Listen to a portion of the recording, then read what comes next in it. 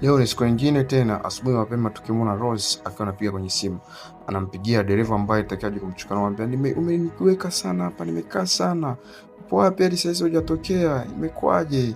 Basi akawa amekata simu hapo, mara ghafla tunamwona rafiki yake anatoka, anamuuliza vipi, dereva wako hajafika bado?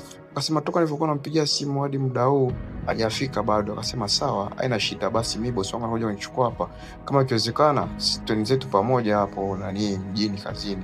Akamwambia usijali kuhusu hilo, usijali. Mimi namsubiria tu kwa maana akasema yupo karibu maeneo haya, anakaribia kufika.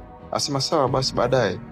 Mara ghafla tunamwona boss William akawa ameingia hapo mjengoni kwa ajili ya kumpitia bibie ambaye ni sekretari wake ili wapate kuelekea wote kazini kwa pamoja. Basi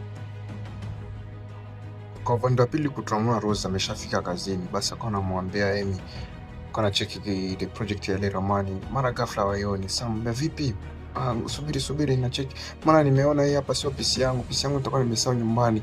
I say mama, Mungu wangu hapo umeharibu kila kitu. Sorry madam. Ngoja nikafuate PC nyumbani. Kwa hiyo sijali. Wende nyumbani urudi, mimi nikae hapa na kusubiri. Boss Lorenzo anasubiri huko.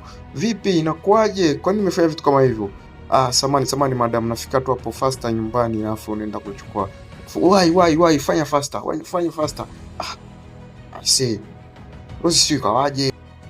Kwa upande wa pili tunamwona Mr. William akiwa na cheki ramani kwa sababu binti sekretari wake alichukua ile PC ya Rose ili apate kuja kumuonesha YouTube Mr. William.